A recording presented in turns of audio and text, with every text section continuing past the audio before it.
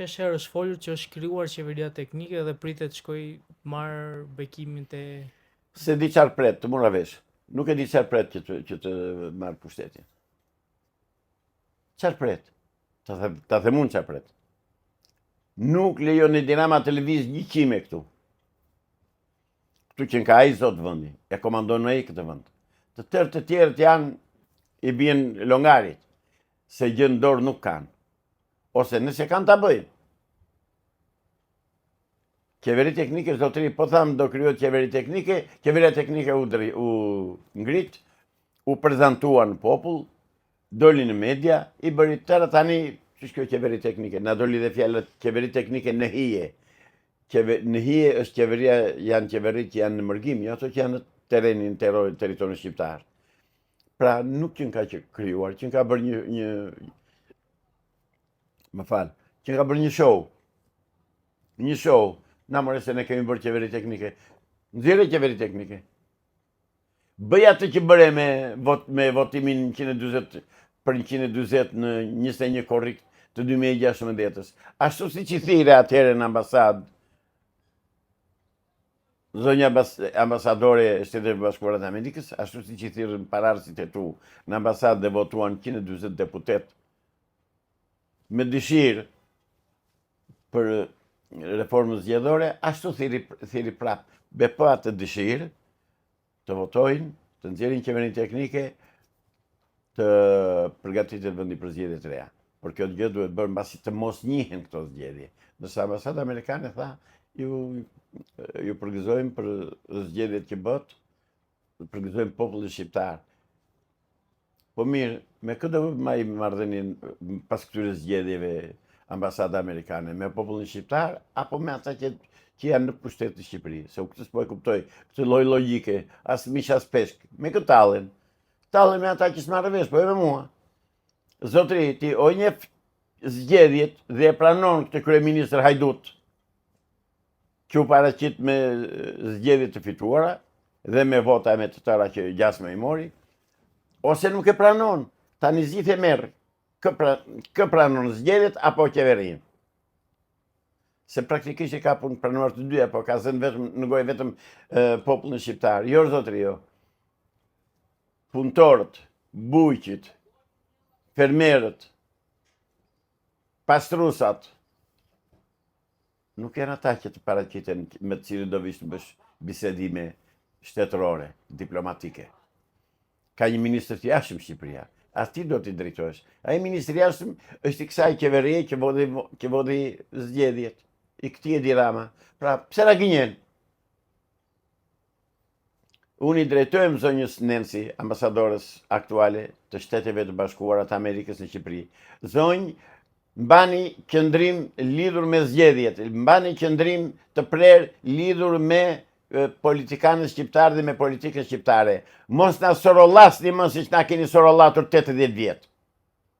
Shpresojmë që t'i vini gjëra të përmende.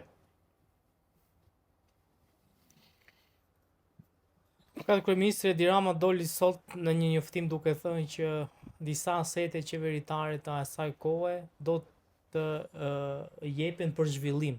Pra do të zhvillohen dhe nuk do ngelen më siç janë që janë të paprekura. Bëhet fjalë edhe për një vilë në të Enver Hoxhës në Vlorë. Do t'i marrën vetë të tëra, mire ka thënë ashtu do bëjnë ata.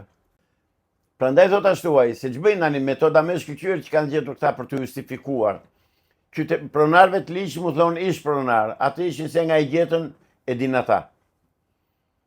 Dhe ç'bëjnë pronave të qytetarëve shqiptar u kanë vënë emërtimin në hipotekë, kanë bërë shtetërore. Dhe kur e bën shtetërore, në bazë të 3 p-ve të Edi Ramës, ja japin kujt i duan dhe do i marrin vetë. Ashtu sikur se kanë bërë me të ashtu quajturit pronat familjes Goleka, që vetëm gur kishte në familja Goleka, jo prona. Këta i bën të tëra shtetërore dhe i marrin tani jetojnë. Janë hajdutor zotëri, komunisti ishtë hajdut. Komunisti është llumi i shoqërisë njerëzore. Janë hajdutët dhe kriminalët dhe dembelët, ata bëhen komunist. Se ai që është i pasur s'ka nevojë të jetë komunist. Ai zhvillon pronën e tij, pasurinë e tij dhe jemi në rregull. Avokat, çfarë ndodh nëse Edi Rama në shtator krijon qeverinë dhe betohet dhe merr pushtetin? Do t'i bëj ato, do t'i bëj ai. S'ka nga ç'a prisit ndodh. Nuk po kuptoj. Në qoftë se pritej diçka për të ndodhur, ishte në datën 12, datën 13 të muajit maj. Askush nuk lëvizi.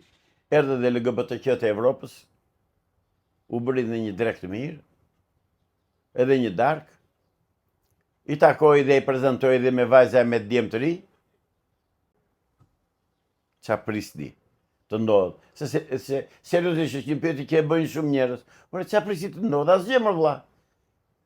Po punon qeveria në mënyrë më të shkëlqyer për të tjetërsuar dhe për të vjedhur pronat e qytetarëve shqiptar. Pa i hyrë gjim në këmbë, pa i dalë kusht i thot stop, se s'ka kusht i thot stop. Avokat, shumë faleminderit për intervistë. Edhe unë ju faleminderit juve për ftesën. Kryeu i Partisë Demokratike Sali Berisha ishte në disa takime me Partitë Popullore Europiane, ku ka deklaruar që Shqipëria është një narkoshtet dhe duhet që ata të vinë për të mbledh fakte lidhur me zgjedhjen. Po të vinë ata edhe jep dakord me zotin Sali Berisha, tu thot atyre pse e lejoi Lazaratin që ishte perandoria e kanabisit në Shqipëri, në drejtimin e atij. Ta filloj që aty, dhe plotësisht dakord jam, narkoshtet është, po e kanë bërë bashkë, janë të tërë bashkë. Nuk kaloi dot në Lazarator zotëri në vitet 2003, 2004, 2005, 2006, 2008, nuk e që e pa mundur. Që e pa mundur të kundërmonte erë Hashashi. Punonin autobotët natë e ditë, që merrnin ujë dhe i çonin për parcelat e Hashashit Lazarat, shteti e dinte, policia e dinte, drejtoria e policisë e dinte, të gjithë e dinin, nuk fliste njëri, u kujtua tani Sali Berisha të luftoj Hashashin, ja more. Shpejt u kujtove më burr, me këtë tallësh ti. Po tallu me ata që të vinë mrapa me treta shehet me shokë dhe me nokët me shokë, jo me mua, neve s'na gëgjen dot ti. Dhe ata të partive popullore evropiane, ata LGBT-qët që janë një lloj si ti dhe ata, natyrisht do të presin, do të përcjellën, po ti vete edhe merr vete me shosh në ujë, themi na ande nga anët tona. Kohët e fundit ka pasur disa aksione të SPAK-ut ndaj krimit të organizuar. Dhe s'ka pasur ende një aksion ndaj politikanëve të korruptuar. Me sa Si shpjegohet? Me sa shoh as do ketë. Me sa shikoj as do ketë. Deri tani kemi thënë do arrestohen, do bëhen arrestime, asnjë gjë s'është bërë deri tani. Dhe kjo tregon që SPAK-u nuk u komandoka nga ata që e krijuan nga Shtetet e Bashkuara të Amerikës, po u komandoa ka nga Edi Rama, ku shqendron pas Edi Ramës, që kundërshtonte SPAK-un dhe politikën amerikane në Shqipëri lidhe me veprimtarinë e SPAK-ut, këtë se gjej dot. Nuk kam idenë. Shqiptarët e shikojnë që diçka nuk po ecën. Fare. Ka ndaluar lufta kundër të korrupsionit në Shqipëri. Është në stop. Pse se di? Dhe të na e thonë. Nuk jam marrur me SPAK-un. Me SPAK-un u mor ambasada amerikane, u morën Shtetet e Bashkuara të Amerikës, vajtën oficerët e BKH-s të SPAK-ut në Amerikë. Përfundimisht, me që vajta te Manoli, tha si folas më foli. Deri tani s'kanë bërë asnjë gjë.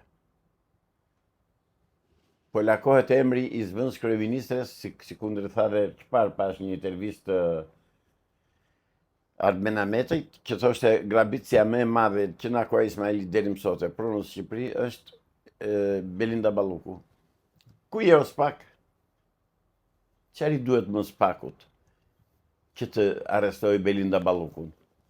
Pra, komando ka Edi Rama me bekimin dhe me uratën e Shteteve të Bashkuara të Amerikës. Kaq di unë.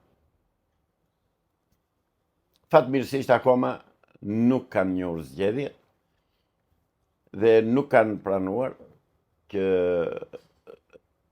të urojnë Edi Ramën për këtë kasaphan që bëri në zgjedhje bashkë me Sali Berishën, se e bën dy bashkë.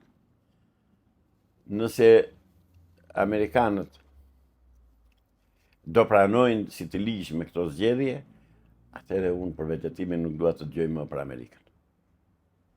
E kam dëgjuar zënë e Amerikës përpara në tetor të vitit 1959 që vajta në klasë 5 në Tepelen. Se në Golëm nuk kishim drita. Nuk e njihja as radion atje, pas radion për herë të parë, në moshën e 10 vjeç. Dhe po them, që atëherë deri në 90-ën zëri i Amerikës e kam dëgjuar në mënyrë të përhershme dhe kishim një dritare ndaj cila shikonin botën me sy nëpërmjet asaj radioje. Tani shikoj që Amerika po bën një politikë që dreqi se merr vesh njeriu. Ndaj pres që Amerika të denoncoj kasapanën që është bërë në zgjedhjet në Shqipëri. Nuk mendoj kurrë në kurrës nuk mendoj se do t'i njohi, kurrë në kurrës nuk mendoj. Po 1 për miliard, po i njohu këto zgjedhje, atëherë iku dhe shpresa e fundit jona, që kemi dënuar për të mbetur, për të zhdukur. Dhe këta politikanë, këta bastardë, këta politikanë që nuk njohin, nuk din kush janë baballarët e tyre, nuk din kë kanë baballar, se shumica e tyre janë me probleme atësie biologjike, dhe të na thonë, pastaj ç'do bëhet me këtë vend. Sa do vinë këtu se sot udhëtova me një taksigji dhe më thot më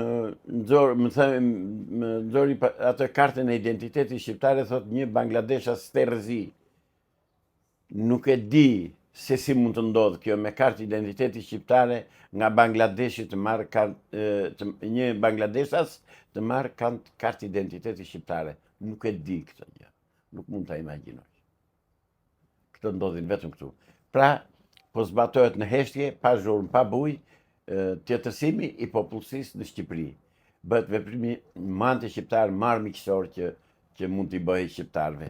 Palese që themi neve këtu nuk do ketë më të huaje, nuk do jemi vetëm ne njëri tjetër, kjo është propagandë. Deri tani po punohet në drejtimin e kundërt.